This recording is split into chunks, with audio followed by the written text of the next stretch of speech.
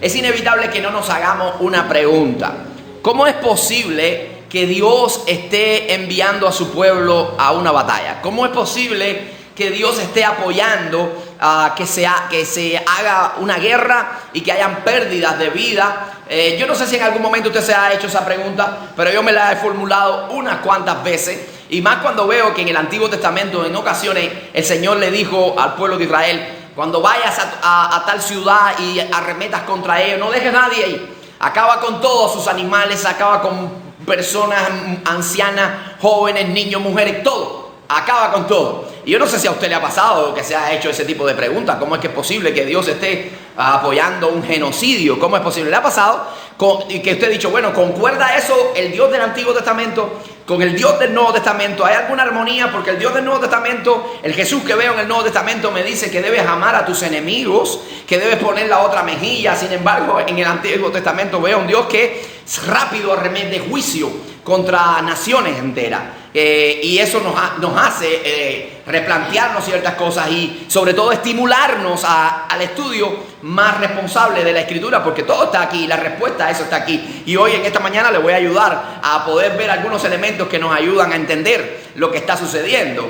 Y ese es uno de los grandes problemas y de las grandes herramientas que utiliza la alta crítica, incluso el nuevo ateísmo, contra el cristianismo, para tratar de criticar y para decir, bueno, el cristianismo, mira, tiene una incongruencia, hay problemas ahí porque este Dios no armoniza con el del Nuevo Testamento. Veo que Dios está apoyando la guerra. De hecho, hay un ateo, confeso, escritor, autor, un hombre muy inteligente, un académico llamado Richard Dawkins. Y Richard Dawkins escribió un libro que se titula El espejismo de Dios. Yo creo que en algún momento yo le he citado a Richard Dawkins aquí, y le voy a citar textualmente de ese libro, El espejismo de Dios, su apreciación sobre el Dios del Antiguo Testamento. Mire lo que dice Richard Dawkins, dice: el Dios del Antiguo Testamento es indiscutiblemente el personaje más desagradable de toda la ficción. Dice: celoso y orgulloso de ello, injusto y controlador, enfermo, rencoroso, sediento de sangre étnica, misógino, homofóbico, racista, infanticida, filicida, pestilente, megalomaníaco, sadomasoquista, caprichoso, malevolente y abusador. Se le agotaron todos los adjetivos negativos para referirse a Dios. Y eso nos lleva a nosotros a entender de que hay un problema con su entendimiento de la persona de Dios. Hay un problema con su entendimiento de la palabra, de la Escritura. ¿Por qué? Yo quiero darle en esta mañana algunas herramientas para que usted entienda esto. En primer lugar, ninguno de los juicios que Dios emitió en el Antiguo Testamento a muchas de las ciudades fue un juicio inminente. Ninguno fue un juicio inmediato. Dios siempre dio lugar al tiempo para que ellos se arrepintieran, para que ellos volvieran a los caminos, para que ellos entendieran a Dios y pudieran ser temerosos de Dios. Así que Dios nunca su juicio fue de manera inmediata. Él le dio un tiempo para el arrepentimiento, prolongó la misericordia sobre las naciones paganas, incluso para que ellos tuvieran la oportunidad de conocerlo a Él, de arrepentirse y enderezar sus caminos. De hecho, cuando nosotros estudiamos uno de los personajes del Antiguo Testamento, Noé, han leído mucho a Noé en Génesis, y una de las cosas que Noé hizo fue predicar que iba a venir un diluvio. ¿Cuánto tiempo estuvo predicando Noé que vendría el diluvio? 120 años. 120 años estuvo proclamando que iba a venir un diluvio, que la tierra iba a ser destruida, que iba a ser anegada en agua. Eso era Dios dándole una oportunidad a esa gente de aquel mundo antiguo. ¿Para qué? Para que vinieran a Él, para que enderezaran sus caminos. Cuando Dios llamó a Abraham, ¿recuerdan cuando Dios llamó a Abraham? Génesis capítulo 15. Dios le dijo que iba a declarar un juicio, que iba a establecer un juicio sobre los amorreos. Pasaron 430 años hasta Josué capítulo 12. Donde Dios le dio todo ese tiempo de oportunidades, todo ese lapsus de oportunidades para que los amorreos pudieran reconocer a Dios y pudieran arrepentirse y dejar su idolatría. A veces que cuando Dios establece un juicio lo hace sobre las bases de su santidad y de su perfecta justicia. Incluso Dios extendía más la misericordia. Cuando iban a emprender una contienda militar, Dios les decía: primero vayan y traten de establecer la paz. Pongan los términos de paz. Y si ellos se someten a esos términos de paz, no hay guerra. No hay guerra. Así lo hizo Dios. Ahora, mire, le voy a decir algo. Si Dios en este tiempo no ha establecido finalmente su juicio, no ha establecido finalmente el juicio que Él va a hacer sobre las naciones, sobre el mundo, es precisamente porque usted y yo, la sociedad en que vivimos, está en ese lapsus de misericordia, en ese lapsus de oportunidad que Dios nos tiene. Porque déjame decirte que el Dios del Nuevo Testamento, que dicen los ángeles cuando iba ascendiendo al cielo, que ustedes venirse de esta misma manera lo van a ver regresar en poder y gloria. Jesucristo va a establecer un juicio sobre las naciones y todos van a ser probados y todos van a ser enjuiciados y cada uno va a ser condenado o separado para salvación según las obras que haya hecho en esta tierra. Pero si no ha pasado aún, y aunque vemos que el tiempo se está acortando, que el tiempo se está acabando, hermano, es porque la misericordia de Dios se ha extendido. Mire lo que dice el apóstol Pablo cuando le escribe a los romanos en capítulo 2. Lo voy a leer en otra traducción, en la Nueva Traducción Viviente, para que nosotros lo podamos entender un poquito mejor. Nos va a ser más asequible. Mire lo que dice el apóstol Pablo. Dice: ¿no te das cuenta de lo bondadoso, tolerante y paciente que es Dios contigo? Hágase esa pregunta también para usted. Hágalo como que personalizado para nosotros. ¿Acaso eso no significa nada para ti? Dice: ¿no ves que la bondad de Dios es para guiarte a que te arrepientas y abandones tu pecado? Pero eres terco y te niegas a arrepentirte y abandonar tu pecado. Por eso vas acumulando un castigo terrible para ti mismo. Pues se acerca el día de la ira de Dios, ¿no? Se acerca el día de la ira en el cual se manifestará el justo juicio de Dios. Él juzgará a cada uno conforme a lo que haya hecho. Amado, va a haber un juicio. Va a llegar el tiempo donde vamos a tener que encarar a nuestro Dios. Vamos a tener que verlo face to face, cara a cara. Y ahí todas las cosas van a ser abiertas. Todos los libros van a ser abiertos. Toda nuestra vida va a ser puesta delante de Dios. No podremos esconder nada. Ese día es impresionante. Por eso no vamos a ver que Dios nunca emitió un juicio así de manera abrupta, rápida, sino que Dios le dio oportunidades a los pueblos para que se arrepintieran. En segundo lugar, nunca Israel exterminó de manera definitiva una nación, nunca. Algunos dicen: oye, pero qué fuerte esos textos donde dice mata a mujeres, mata a niños, ancianos, animales, mata. Es un genocidio. Qué fuerte esos textos. De hecho, les voy a citar un versículo donde talmente parece que eso pasó. Pero quiero primero poner el fundamento. Tenemos que, para entender eso, que remitirnos a la escritura antigua del Medio Oriente. Cuando vamos a la escritura antigua del Medio Oriente, al estilo literario que se utilizaba para esa narración, vamos a encontrar que muchas veces eran expresiones hiperbólicas, eran expresiones hipérboles que Dios utilizaba para como mismo nosotros utilizamos en nuestro idioma popular, en nuestro argot popular, cuando estamos hablando de un juego de fútbol, por ejemplo, de fútbol soccer, cuando estamos hablando de un juego que se enfrentó el Barça contra el Real Madrid y le ganó el Barça a 5-0 al Real Madrid, ¿qué decimos? Los aniquilamos. O al revés, vaya, para que no se pongan bravos. O el Barça o el Real Madrid ganó, no, para que no se pongan tristes. Algunos, mira, Raúl yo creo que es de Real Madrid. ¿Qué decimos? Los aniquilaron. Realmente lo que hicieron fue que le ganaron. Era una expresión de hipérbole, era una exageración, ¿no? Y vamos a verlo en la escritura. Miren lo que dice Josué capítulo 10 versículo 40, haciendo obedientemente a lo que Dios le había mandado. Dice: hirió pues Josué toda la región de las montañas del Negev, dice, de los llanos y de las laderas y todos los sus reyes, sin dejar nada. Dice: todo lo que tenía vida lo mató, como Jehová Dios de Israel se lo había mandado. Bueno, él estaba ejecutando una orden, ¿sí o no? Sin embargo, cuando vamos a leer Josué capítulo 23, que se los puse ahí, versículo 7, y en el versículo 12 y versículo 13, vamos a ver que aparecen de nuevo esas naciones. Y que ahora Dios le está diciendo: oye, con esas naciones no hagas pacto, no te cases con sus mujeres, no hagas alianza con ellos. Están ahí, es decir, que no fueron erradicadas completamente. Es el lenguaje que se utiliza en la escritura. Así que eso nos ayuda a entender algo más. Y en tercer lugar, amado, cuando Dios decretó un juicio, emitió un juicio sobre alguna nación, no fue por una situación, no fue por su etnicidad, no fue por problemas raciales, no fue por problemas de que fueran ciudadanos de segunda clase. Dios siempre arremetió juicio contra el pecado. siempre fue contra el pecado. No era un problema de etnias, no era un problema de que ellos eran una raza inferior, era problema de pecado. Y Israel nunca se vio con una mejor posición respecto a esto, porque cuando vamos a ver la escritura, vamos a encontrar que muchas veces Dios, al mismo pueblo que Él formó, al pueblo de Israel, su pueblo, cuando estaba en desobediencia, Dios le aplicó sentencia. ¿Sí o no? Dios le aplicó disciplina severa. De hecho, fueron cautivos a Babilonia, y todo eso fue debido a su extravío, porque el juicio de Dios y la disciplina de Dios y la severidad de Dios es contra el pecado. Mire lo que dice la escritura. De hecho, cuando Dios le da la tierra prometida a Israel, para que usted vea que hay veces Dios nos da cosas, amado, y no es porque nosotros seamos tan bárbaros, sino porque a otros le está aplicando sentencia. Cuando Dios le dio la tierra prometida a Israel, le dijo: no te pienses que te la estoy dando porque ustedes son especiales, porque ustedes son los mejores. Se la estoy dando porque les estoy aplicando sentencia a ellos.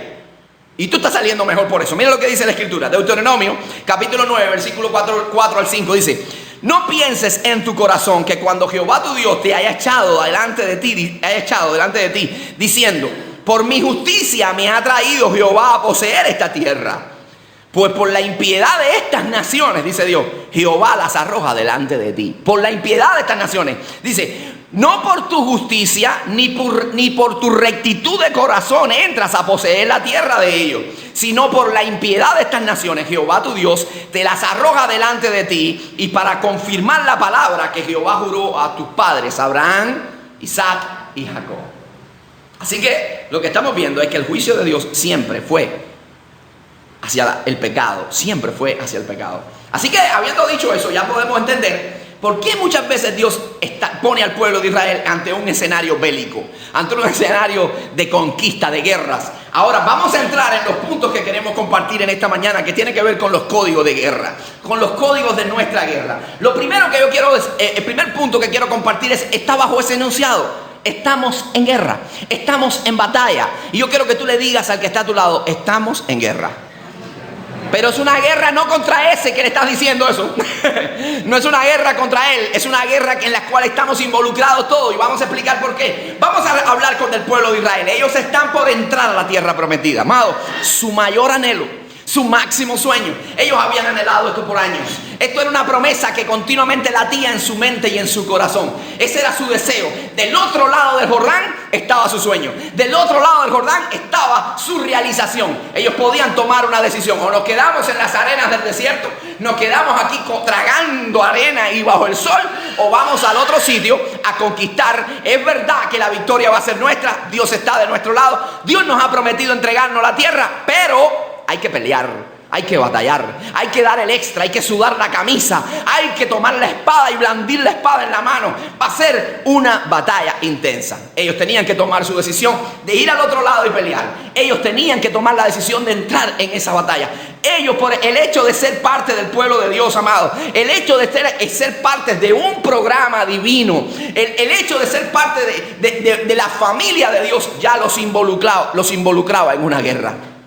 Ya los involucraba en una guerra, y ellos tenían que tomar esa decisión. Ahora, contextualizando esa verdad, trayéndolo a nuestro tiempo, aterrizándola a nuestro hoy, amado, el hecho de que tú eres parte de la familia de Dios, el hecho de que tú eres un real sacerdocio, nación santa, pueblo adquirido por Dios, eso te hace estar sumido en una profunda guerra, te hace estar en una profunda batalla, no solo por conquistar nuestra Canaán celestial, nuestra tierra prometida, sino porque incorporemos a nuestro viaje algunos otros a través de la predicación del evangelio, a través de la proclamación del reino de Dios. Eso nos va a hacer estar en medio de una contienda feroz. Dios está de nuestro lado, Dios nos va a dar la victoria. No peleamos por la victoria, peleamos desde la victoria, que es diferente, pero hay que sudar la camisa, hay que batallar, hay que estar consciente de que eso es una verdad ineludible. Estamos en batalla. Estamos en guerra. Una guerra contra el pecado, una guerra contra el mundo, una guerra contra las huestes espirituales de maldad, una guerra contra nosotros mismos, contra nuestra vieja naturaleza que muchas veces nos impulsa a querer hacer lo que a Dios no le agrada. Una guerra contra los críticos, una guerra contra todo. Estamos en batalla. Y eso lo dice la Biblia, eso lo respalda la Escritura. Cuando Pablo le escribe a los Efesios, ¿qué le dice? Porque no tenemos lucha contra sangre y carne, sino contra potestades, principados, contra los gobernadores de las regiones celestes de maldad, contra huestes espirituales de maldad. Entonces le dice, por eso pónganse toda la armadura de Dios. ¿Para qué? Para que puedan resistir en el día malo, para que puedan resistir la batalla. Dios le habla de esa manera a su pueblo. Cuando Pablo le escribe a los corintios, les dice, escúchame, aunque andamos con la carne, no militamos. Escucha el lenguaje militar, escucha la terminología militar. No militamos según la carne, sino que las armas de nuestra milicia no son carnales, sino poderosas en Dios para la destrucción de fortaleza. Le habla en un lenguaje de guerra. Estamos en batalla. Cuando Pablo escribe a Timoteo, le dice, sufre penalidades como buen soldado de Jesucristo. Sufre penalidades como buen soldado. No te enredes en los negocios de la vida. ¿Para qué? Para que puedas agradar a aquel que te tomó por soldado. Así que, amado, tú y yo estamos metidos en una guerra intensa, en una guerra fuerte. Es una guerra contra el enemigo, es una guerra contra el diablo. Y es por eso que tú vas a entender cuando se te han levantado problemas. Es por eso que se te han creado circunstancias que tú dices, pero esto es una tormenta que salió de la nada, no se veía venir. Van a venir tentaciones a tu vida. Todo eso es parte de una contienda, todo eso es parte de una guerra, todo eso es parte de una batalla cósmica espiritual. Estamos en guerra, amado. Y no podemos bajar los brazos. No podemos ignorar esa verdad, no podemos rechazar esa verdad, ni tampoco debemos relajarnos, ni desenfocarnos. ¿Qué es lo que tiene que hacer un soldado? Mantenerse firme en su posición, con su arma en mano, preparada, listada para la batalla. Porque si nos relajamos, perdemos la visión. Si bajamos los brazos, perdemos la batalla. Y quedarnos del otro lado no es recomendable. Quedarnos del otro lado del desierto es perder igual. Así que o perdemos o nos arriesgamos y ganamos. Estamos en guerra. Ahora, ¿cuáles son los códigos que nos da el Señor? Bueno, la palabra código, cuando usted habla de la palabra código, por lo general vienen muchas ideas a la mente. Ese vocablo se utiliza de varias maneras. Cuando hablamos de un código de ley, por ejemplo, un conjunto de ley, un complemento de leyes, que dígase del código civil, dígase del código penal, eso se ha hablado mucho en estos días, tiempo atrás aquí en nuestra nación, Pero también cuando hablamos de código se habla de signos que nos ayudan a tener un entendimiento de algo, que nos revelan una información de algo. Entonces, siempre un código va a traer un mensaje. ¿Cuáles son el código que nos da Dios en esta escritura? En el código para esa batalla que es evidente en la cual tú y yo estamos sumidos. ¿Cuáles son los códigos que nos da? Lo primero que Dios le dice al pueblo de Israel, mira lo que dice: cuando salgas a la guerra contra tus enemigos y veas que vienen contra ti esa gente con carros, con caballos, con gente, mucha gente, dice, número 1, no temas. Primer código, no temas. Diga conmigo, no temas. Ese es el primero. Dios está hablando directamente, le está transmitiendo una enseñanza que es vital para ellos, porque Dios sabe el efecto devastador que puede provocar el temor en el corazón de un hombre, en el corazón de una persona. Y que entiéndase que cuando Dios le dice no temas, no está haciendo referencia al miedo que muchas veces nosotros tenemos, que es un miedo que nos preserva, porque ese es un miedo que es un regalo de Dios. Dios lo puso ahí. Tú tienes miedo cuando estás en una altura, andar así suelto, te aguantas, Eso es precaución, ese es un temor que Dios puso en tu corazón. Tienes temor en ocasiones de cruzar la calle sin mirar a los lados cuando hay tráfico, eso te preserva. Agarrar un jarro caliente, hirviendo, con agua hirviendo, en ebullición, te da miedo. Ese es un miedo que te ayuda, que te libra de males. Pero este no es el miedo que está hablando Dios. Él está hablando de un miedo diferente, tiene una connotación diferente. Está hablando de ser petrificado, de tener pavor. Es lo que Dios está hablando. Y ese temor lo que produce es parálisis en el alma. Ese es un temor que no te deja avanzar, que te roba los sueños, te roba la visión. Ese es un temor que te hace tener una actitud pesimista. Ese es un temor que te lleva al desánimo y la ansiedad, amado hermano. Y finalmente te lleva a la fobia. Y ese es el grado más extremo del temor, la fobia. Usted sabe que la fobia ya es un miedo diferente, es un miedo irreal, ante cosas irreales que no existen, ante enemigos que no están. Y hay gente que cuando son víctimas de la fobia, lo que están sufriendo y teniendo temor por cosas que no han sucedido nunca, y es posible que nunca sucedan. No le ha pasado, pero ya ellos están sufriendo. Ay, se va a morir mañana viene mi papá. No, se va a morir, claro, se va a morir, todos nos vamos a morir. Pero ¿por qué a lo mejor se mueren 80 años? ¿Por qué tú estás sufriendo desde ahora? Esa es la fobia que te paraliza y comienza a tener incluso ataques de pánico. Dios le está diciendo al pueblo, no puedes tener eso. Cuidado, eso no lo puedes llevar a la batalla. Tú estás sufriendo por cosas que no han pasado. No, te paralizas ante las dificultades. No. Déjame decirte que el pueblo de Israel en ocasiones vivió experiencias así. Me viene a la mente un pasaje. ¿Recuerdan al pueblo de Israel en el valle de Ela? Que tenían a un gigante que salía todos los días y les desafiaba y les gritaba, ¿quién viene a pelear conmigo? ¿Quién viene a levantarse? ¿Qué paladín tienen ustedes para pelear? Se llamaba Goliat. ¿Y sabe lo que dice la escritura? Que todo el pueblo estaba petrificado, paralizado. Nadie salía a la guerra. Nadie salía a la guerra. Y déjame decirte que eso es importante. Porque muchas veces ese temor no viene de manera irracional, viene porque hay recursos. Tú ves gente grande, gente fuerte parada frente a ti. Gigante, Goliat, tenía recursos. ¿Era fuerte Goliat? Sí, era un gran problema. Goliat era un gran problema. Y estaban paralizados. El pueblo de Israel, también tenemos los 12 espías que fueron a impresionar la tierra. ¿Recuerdan? Los 12 espías, de los 12 espías, 2 nada más vinieron con un reporte positivo. 2 creyeron en Dios. Dios tenía un corazón lleno de valor. Los otros estaban descontinuados, descalificados. La increencia se los había tragado y el temor había aflorado y dominaba sus vidas. No podemos, hay gigantes en la tierra. La tierra se traga a sus moradores. No podemos. Y perdieron las bendiciones de Dios. Y tuvieron que transitar, peregrinar en un desierto hasta que otra generación pudo entrar a esa tierra. ¿Por qué? Porque ese temor los paralizó. Amado, hay veces nosotros nos enfrentamos a circunstancias difíciles que se parecen mucho a un Goliat, ¿sí o no? Hay veces nosotros nos enfrentamos a circunstancias que parecen que es un gigante que nos grita y nos vocifera, que salgamos a pelear y cuando miramos nuestras potencialidades son 0% de posibilidades. Cuando miramos nuestros recursos no hay posibilidades, no hay forma de salir adelante, estamos en cero.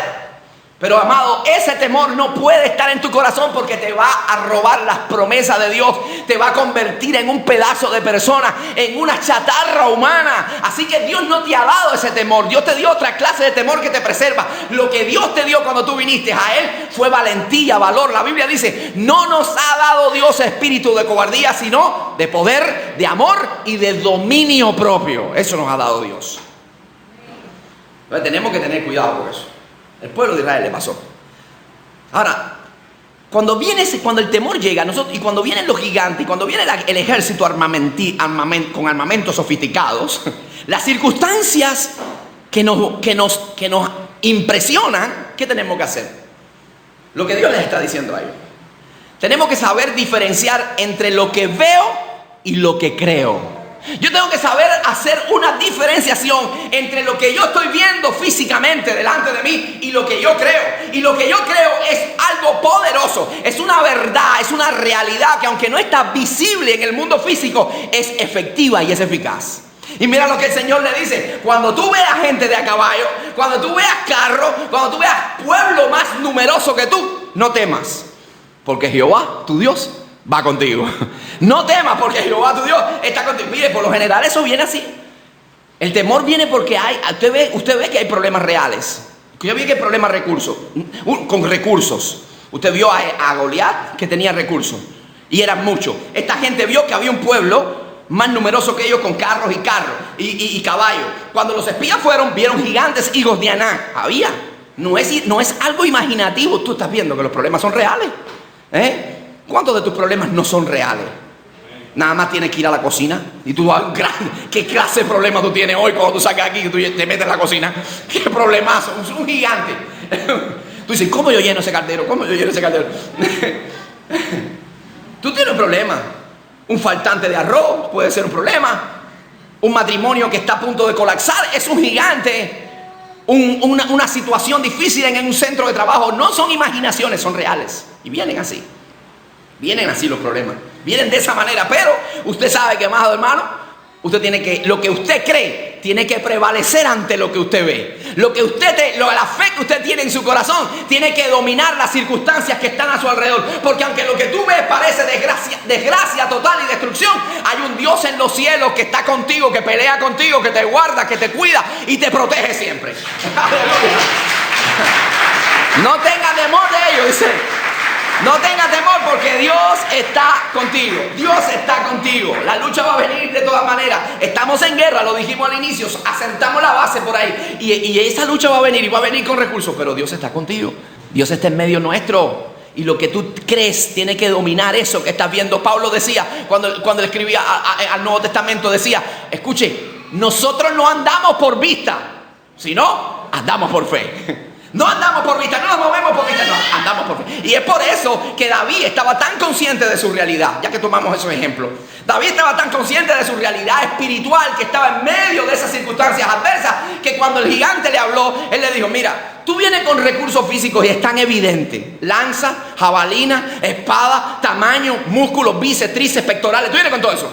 Pero yo vengo contra ti en el nombre de Jehová de los ejércitos, el Dios de los escuadrones de Israel. Tú vienes con una verdad que en el mundo físico es impresionante, pero yo tengo una realidad que domina todo el universo. Y es el Dios de reyes, el Señor de señores, el Rey del universo. Entonces con esa realidad tiene que venir. Así venían Josué y Caleb. Por eso mientras otros daban un reporte negativo, les dijo, Dios nos puede dar la victoria. Dios nos ha prometido la tierra, la vamos a conquistar.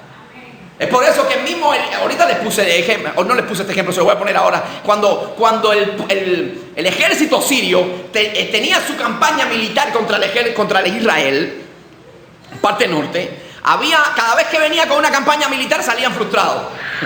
El ejército, alguien en el ejército dijo, aquí tiene que haber alguien que esté dando, aquí tiene que haber un infiltrado. Aquí hay un infiltrado porque hay alguien que le está soplando al rey de Siria, porque, oye, nosotros vamos por aquí y por ahí van ellos. Nosotros hacemos otra estrategia y ellos se la saben. Y ahí alguien que se le alumbró el bombillo de la revelación le dijo, no. Amén. Ahí tengo otro predicador en la paz mía. Él sabe. Digo, no, el profeta Eliseo, Moisés Tapia, está con ellos. Y cada vez lo que tú planificas en tu cámara secreta, en lo más secreto de tu morada, Dios se lo revela al profeta y el profeta se lo dice a la gente. Y eso es lo que pasa. Así que dijo el rey, acabar con el profeta. ¿Qué problema el profeta? Vamos a terminar con el profeta. Vamos a destruir al profeta. Y rodearon al profeta. La mañana siguiente, cuando se levantó el ayudante de Eliseo y miró a su alrededor y aquellas colinas, dice que las vio llenas de carros, de caballos, de ejército sirio. Se amedrentó, se derrumbó aquel hombre. Oh, Señor, me van a matar, mira lo que está aquí. Ahora este sí es nuestro final, Señor. Este sí es el final, de aquí no nos saca nadie. Y usted sabe lo que le dijo Eliseo. Eliseo, es verdad que ellos, le dijo a sus, es verdad que ellos tienen recursos. Amén. Dice, pero mayor es el que está con nosotros que el que está con ellos. Y dice, y oró y le dijo, Señor, abre los ojos para que él pueda ver que más son los que están con nosotros que los que con ellos están. E inmediatamente se abrieron su mirada al mundo espiritual. Dice que veían carros de fuego alrededor de él que lo cuidaban y lo guardaban. Amado, muchas veces en medio de tus circunstancias, si nosotros tuviéramos la posibilidad de ver así por una hendidura al mundo espiritual lo que está sucediendo a nuestro alrededor, posiblemente a nuestro alrededor veamos legiones de ángeles protegiéndonos y guardándonos, porque dice la Escritura, el ángel de Jehová acampa alrededor de los que le temen y los defiende. ¡Aleluya! ¡Los defiende! Amado, ¿qué importa los recursos que vengan? ¿Qué importa que se levante el mismo infierno? Dios está con nosotros. Dios está con nosotros. Y eso es una verdad. Y Dios y tú son mayoría. Dios y tú son mayoría. Dice lo que está a tu lado. Dios y tú son mayoría. Son mayoría. Si Dios es con nosotros, ¿quién contra nosotros? Amado, ahora yo tengo que ponerte un paréntesis aquí, muy importante. ¿Contra quién es la guerra? Eso nunca lo podemos olvidar. No, voy a tirarte otro número antes. Voy a tirarte un número anterior, antes de llegar a la guerra, porque ese también es importante. Pero el Señor me ha puesto otro. Escuche, hay veces el temor se anida en el corazón por una razón. Nuestra falta de memoria. Mira lo que dice aquí, mira lo que el Señor me ha mostrado aquí. Dice que le dijo, no tengas temor de ellos, porque Jehová tu Dios está contigo, ¿no? Dice, el cual te sacó de la tierra de Egipto. Wow, ¿de qué cosa le está diciendo aquí el Señor? Moisés que está hablando, le está repitiendo la ley. Dios le está hablando a través de Moisés, le dice, oye, no tengas miedo, Dios está contigo. Recuerda que ya tú has tenido batallas anteriores. Recuerda que ya Dios ha mostrado quién es Él. Recuerda que ya Dios ha mostrado su poder, su fidelidad y su amor. Entonces, ¿qué es lo que le está diciendo Dios? Él dice, trae a tu memoria los acontecimientos de Dios, los actos de Dios a tu favor, los cuales pasaron el año pasado, la semana pasada, hace 3 años. Recuerda cómo Dios te sacó de los problemas, de las dificultades, y ahora si estás parado frente a un problema, piensa que como Dios lo hizo ayer, lo va a hacer hoy también, porque Dios no falla, porque Él es el mismo ayer, hoy y por los siglos de los siglos. Él es inmutable, en Él no hay sombra de variación alguna. Así que como Dios lo hizo ayer, lo va a hacer hoy también. Dios lo va a hacer otra vez te va a sacar de la depresión, otra vez te va a suplir, una vez más el Señor te va a dar la victoria sobre los enemigos que se han levantado, una vez más Dios te va a abrir las puertas que tú pensaste que estaban cerradas y va a iluminar la oscuridad que te rodeaba, una vez más, porque Él está vivo, amado. Él está vivo. Entonces, Nehemías, cuando está construyendo los muros de Jerusalén, le decía a esos pueblos, acuérdate de Dios, traigan a la memoria. ¿Qué es lo que pasa con nosotros? Que tenemos mala memoria. Hay veces se nos olvida lo que hizo Dios ayer. Y estamos en nuestro problema y pensamos que este problema es el más grande y que es el ombligo del mundo. Este sí es el más grande. Aquí está Hiroshima y Nagasaki, aquí en este problema. Tengo una uña encarnada. Ese es el problema. Ay, Dios mío, se está acabando el mundo. Ahora sí, este es el fin del mundo. Cristo viene. Cristo viene, se me fue el agua. Se me fue, mira las cosas, mira las minucias de nuestro problema. Amado, tenemos que empezar que ayer Dios, hace 3 días, hace un mes, Dios te sanó, Dios te guardó, Dios disipó las tormentas y los ataques y los hizo nada. Y Dios no ha cambiado, Dios sigue reinando, Dios sigue siendo Dios, el Rey del universo. Él lo puede hacer ayer, lo puede hacer hoy y lo puede hacer mañana también. ¿Sabe que David tenía esa verdad tan arraigada en su mente que cuando él fue a enfrentar, hemos tomado a David hoy como un punto de referencia, cuando él fue a pelear con el gigante, una de las cosas que él tenía como argumento era eso. Le dijeron, tú estás loco, no puedes, mira tu cuerpo, mira tus músculos, tú no puedes. Y David dijo, mira, el Señor estuvo conmigo y me libró de un oso. También el Señor me dio la posibilidad de enfrentarme a un león y yo le saqué las ovejas de la misma boca al león. Y si Dios me libró del oso y me libró ayer del león, me va a librar hoy del gigante. Si Dios te libró ayer de tu problema, te va a librar de este que tienes delante. Porque Dios sigue siendo el mismo. Él sigue siendo tu Padre. Quiero que entienda esto. Dios sigue siendo tu Padre. Dios sigue siendo tu Dios. Tu Señor. Ahora, voy al que la había parado. Voy al punto que la había parado. La guerra. Hay que identificar contra quién es el enemigo, amado. Mire qué importante esto. Y ya voy a pasar a otro código. Dios le dice, cuando vayas a la guerra contra tus enemigos. Los enemigos están claros, son evidentes. Eran los cananeos, eran los que estaban en esa tierra, paganos. Decía, tu guerra va a ser contra tus enemigos. Esa batalla va a ser contra tus enemigos. ¿Quiénes son tus enemigos? No es el hermano que está al lado. No mire para el lado ahora. Bueno, ya hablé de enemigo y ya está. Señor te reprenda. Que bajando la escalera del templo te parte un pie. No mire la suegra, que esa tampoco es tu enemiga. Hay veces confundimos quiénes son los enemigos. No, el que está a tu lado es tu hermano, es parte de la familia. El problema no es contra la suegra ni contra el jefe de tu trabajo. Hay un enemigo que nos es común a todos. Dice el apóstol Pablo, nuestra guerra ¿contra quién es? Huestes. Bueno, pues tengo los textos aquí. Dice, contra huestes espirituales. Mira tres ejemplos de 3 enemigos que tenemos. Número 1, dice Pablo, no tenemos lucha contra carne y sangre, sino contra principados, contra potestades, contra los gobernadores de este siglo, contra las huestes espirituales de maldad que moran en las regiones celestes. Entonces el mundo espiritual es contra el diablo. Es verdad que el diablo muchas veces va a utilizar gente, va a utilizar a tu jefe, va a utilizar a tu a cualquier vecino, va a utilizar cualquiera. Tú no tienes que, pero no puedes arremeter contra la persona que está. Hay alguien detrás que la está manipulando. Tu lucha no es contra él, tú no haces nada ofendiéndolo, atacando a esa persona. Tú tienes que doblar rodillas, tú tienes que clamar a Dios, porque tu guerra no es carnal, es espiritual. Alguien lo está utilizando y lo que tienes que pedirle a Dios que lo libere de la influencia del enemigo y que también el Señor te dé la victoria y te dé la perseverancia y el dominio propio para tú no claudicar en medio de una situación como esa. ¿Contra quién es? Contra las huestes espirituales. Pedro, el apóstol, dice, amados, os ruego como extranjeros y a peregrinos, dice, que os abstengáis de los deseos carnales que batallan contra el alma. ¿Sabe quién es tu enemigo? tu naturaleza. Tu naturaleza. Nosotros tenemos una naturaleza que nos impulsa a hacer el mal. Tenemos una naturaleza que muchas veces nos lleva a decir cosas que no teníamos que decir y cometer acciones que no teníamos que hacer. Contra eso es nuestra guerra. Tú tienes una guerra contra ti mismo. De cada día morir al yo. De cada día morir, crucificar, como dice la Escritura, el viejo hombre con sus pasiones y deseos. Y que el nuevo hombre vaya tomando nueva fuerza y se vaya renovando cada día. Y número 3, dice la Escritura. Dice, te lo dice Santiago, perdón, no puse ahí el texto bíblico de Santiago. Dice, ¿de dónde vienen las guerras y los pleitos entre vosotros? No es de vuestras pasiones, las cuales combaten, eso es Santiago 4:1, combaten contra vuestros miembros. Nosotros somos nuestros enemigos. Entonces, nuestra batalla es por dominarnos y vencernos a nosotros mismos.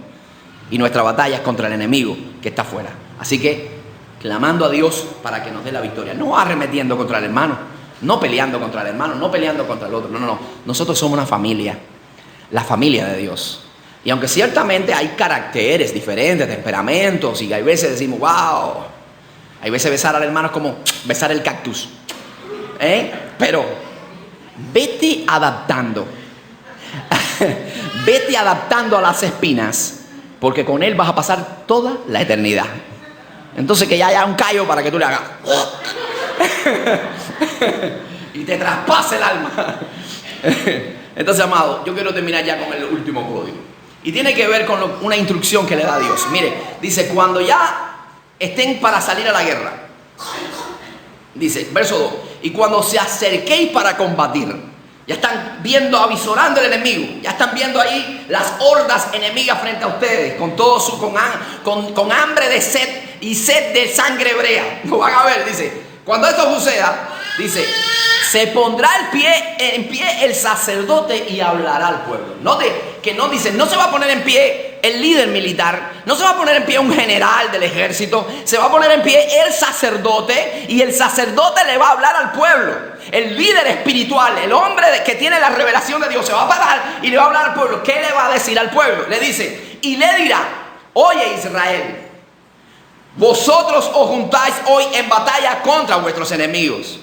No desmaye vuestro corazón, no temáis, ni os azoréis, ni tampoco se desalentéis delante de ellos, porque Jehová es el que va con ustedes para pelear por ustedes y darle la victoria.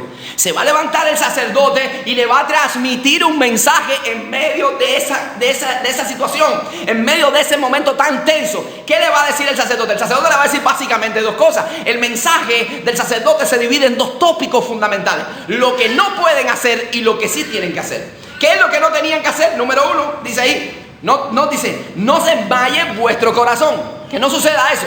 Quiere decir que no se debilite su ánimo, su actitud a la pelea. No se debilite. Número 2, no teman. Ya de eso hablamos, así que eso no quiero ser recurrente. Número 3, no os azoréis. Eso no quiere decir no os asoléis. No cojan sol, no. No os azoréis, no huyan petrificados. Y tercero dice, no se desalienten. Es ese ánimo que tú dices, no puedo, ya no puedo.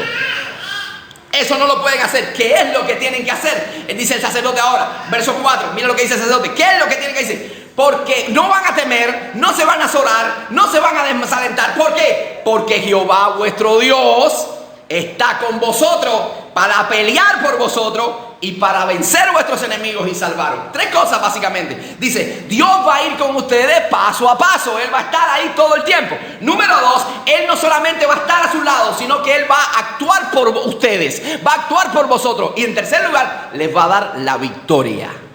El propósito final, Dios les va a dar la victoria. Ese es el mensaje, amado, que le transmite el sacerdote. Amado, qué importante las palabras que transmitimos. Fíjate que Dios le dice, se va a parar en medio del calor de la guerra, en medio del momento más tenso. Se va a parar el sacerdote y va a pronunciar unas palabras que van a traer aliento al corazón. Van a pronunciar palabras que van a levantar el ánimo del pueblo. Le va a pronunciar palabras que son revelación de Dios. Él no le va a dar un discurso motivacional. Él no le va a dar una charla motivacional de que mira tus recursos, tú eres un campeón, tú puedes, tú lo puedes lograr todo. No, Él le va a dar una charla enfocada en la persona de Dios. Ustedes tienen enemigos, pero no teman porque Dios está con ustedes, Él va a actuar por ustedes y Él les va a dar la victoria como propósito final. ¿Cuán importantes son nuestras palabras? La pregunta es cómo nosotros podemos actuar como un sacerdote cuando otros de nuestros compañeros de milicia, de nuestros hermanos de la fe, también están en sus batallas. Somos capaces de ponernos en la brecha y decirle: Dios te va a cuidar, Dios te va a levantar, no bajes los brazos, sigue creyéndole a Dios, sigue confiando en Dios, sigue transmitiendo palabras de ánimo, amado. Hay palabras que tienen un poder extraordinario, amado. Las palabras tienen un poder de construir o de destruir. Tú tienes palabras que pueden animar o desalentar. Tú puedes tener palabras que pueden quitarle el deseo de vivir a alguien o puede devolverle la fe a alguien. Es importante que nosotros tomemos el ejemplo de este sacerdote y que nosotros como pueblo especial ahora en el Nuevo Testamento, real sacerdocio, nación santa, declaremos una palabra que dé vida, que dé aliento y que a otros les ayude a seguir peleando la batalla que tienen por delante.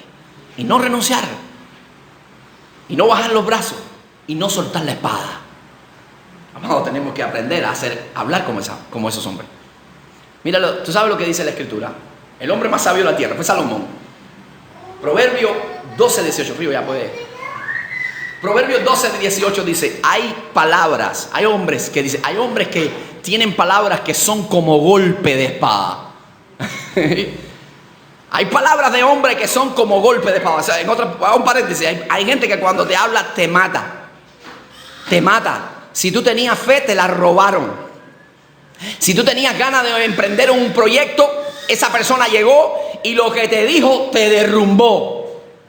Te derrumbó. Si amaneciste bien, esa persona se conectó contigo y te volteó el día. Porque tiene una habilidad para hablar cosas que destruyen, amado.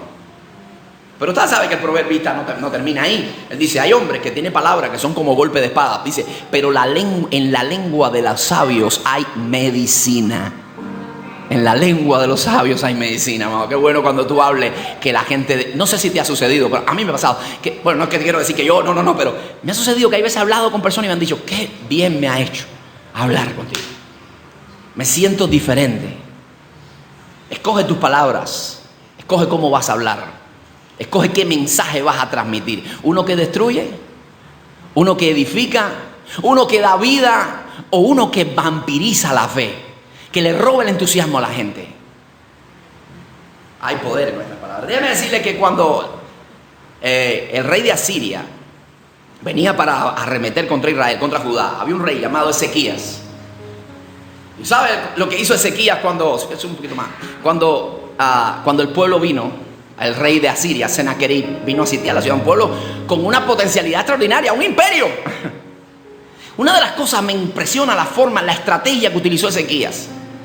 Porque dice que Ezequías reunió al pueblo y cuando estaba todo ese ejército amenazante frente a ellos, y él reunió al pueblo y le dijo: no se desanimen, esfuércense, no teman, no tengan miedo al rey de Asiria que viene con toda su gente. Y escucha lo que dice: porque más son los que están con nosotros que los que con él están. Más es el que está con nosotros, mayor son los que están con nosotros que los que con ellos están. Él estaba convencido que Dios estaba con ellos. ¿Y cómo usted está seguro de eso? Por lo que sigue diciendo Ezequías. Ezequías no se detiene y sigue hablándole al pueblo y le dice: ¿sabe? Con ellos está el brazo de carne. Ellos tienen recursos, con ellos está el brazo de carne, pero con nosotros está el brazo de Jehová para ayudarnos, para pelear y darnos la victoria. Y dice la Escritura: todo el pueblo creyó las palabras del rey, se alentaron y Dios le dio la victoria. ¿Qué palabras tú estás escogiendo para hablar con tu hermano? ¿Qué palabra tú estás escogiendo para hablar con tu familia? Amado, tú estás llamado a ser una persona que dé aliento, que tus palabras den vida. Tú estás llamado, como decía el apóstol Pablo, que nuestras palabras estén sazonadas con sal, que traigan sabor, que traigan deseos de vivir, que le den entusiasmo a la gente. Sean palabras que, aunque en ocasiones les revelan su condición, aún así sean para su instrucción, para su levantamiento, para que se conecten con el propósito de Dios. Escoge tu forma de hablar. Que tus palabras estén dando vida hoy. Hoy, a todo el que está a tu lado, tú les des vida con tus palabras. Escucha, hace unos días yo tuve la oportunidad de... Bueno, Río fue conmigo allí, fuimos a ver a Lian. Muchos acá en la iglesia conocen a Lian. Es un niño que lo conocemos desde niño. El niño está en el ministerio de amor y todo eso. Ya es un joven, aunque nosotros siempre le seguimos diciendo niño, él es un joven. Y él ha tenido toda una trayectoria de hospital en hospital, de operaciones. Ha sido una vida bastante fuerte. Pero me impresiona mucho, una de las cosas que me impresiona de él es su fe inconmovible. Siempre se ha mantenido su fe. Estaba hablando con él hace unos días. Él me contaba una experiencia, me decía, hace un tiempo atrás yo me sentía mal. Me dijo así, me sentía muy mal. No tenía fuerzas para nada, no tenía deseos de nada, no tenía deseos ni de vivir. Él tiene a veces cría pollo, no tenía nada, levantarme a ver al patio los pollos, nada. Yo no podía, no tenía ganas. Y vino mi tío, y mi tío me dijo, vamos, y su tío siempre ha estado tratando de animarlo. Vino mi tío y me dijo, en un triciclo, una moto, le dijo, vamos, que voy a comprar unos cerdos, yo quiero que tú lo vayas a ver conmigo. No, ¿para qué yo voy a ir? No tengo ganas de ver, no quiero. Y él insistió, vamos. Hasta que él dijo, bueno, voy a ir. Pero él, su diálogo con Dios estaba diciendo, ya no, ¿para qué? ¿Para qué seguir? ¿Para qué seguir luchando? ¿Para qué? Y sabe que se montó en el triciclo, fueron a la casa donde iban a comprar los cerdos. Y cuando llegaron ahí, su tío se bajó y se comenzó a hablar con la persona que iba a venderle todas aquellas cosas. Y se quedó sentado. Y dice, yo no me bajé de ahí, me quedé sentado. Porque no tenía ánimos para nada. Y vino un niño. Escucha eso. Y dice, y vino un niño de la casa. Vino un niño chiquitico y se no levantaba 50 centímetros del piso. Y se quedó mirándome. Y me miró. Y cuando yo vi que el niño me miraba, y yo le dije, ¿qué pasa? Y el niño me miró y me dijo, no te imaginas cuánto te ama el Señor. Un niño le dijo, tú no te imaginas cuánto te ama el Señor. Dios te ama. Le dijo así. Amado, dice, eso fue la voz de Dios en ese niño. Yo vi a Dios en ese niño, ¿no? Y yo pensando en todo eso, yo decía, Dios mío, ¿cómo nosotros pudiéramos ser como ese niño, alegrarle la vida a alguien, cambiarle la circunstancia a alguien? Él vio a Dios en ese niño. Y yo pregunto, ¿la gente podrá ver a Dios a través de nuestras palabras? Después de un diálogo contigo, después de haber hablado contigo, la gente puede decir, Dios me habló. Yo siento que Dios estuvo aquí en la sala de mi casa, Dios estuvo aquí. Amado, tenemos que ponernos en las manos del Rey y entender de que estamos en medio de una guerra y que es difícil la lucha, es difícil la vida cristiana, muy difícil. Tenemos que salir a ese mundo que nos quiere absorber, que nos quiere destruir, a combatir con el pecado, con nuestras luchas internas. Tenemos todos los días.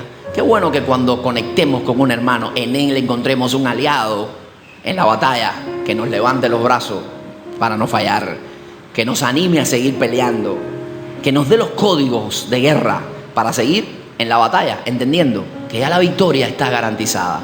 Que tus palabras sean palabras que den vida, que sean palabras que den aliento. Ese sea el deseo de tu corazón y la acción que vas a cometer mañana, hoy, pronto, hoy, en la tarde, en la noche, mañana, en el trabajo, en tu escuela, donde quiera. Comiences a hablar palabras que den vida. Póngase de pie, vamos a terminar en oración.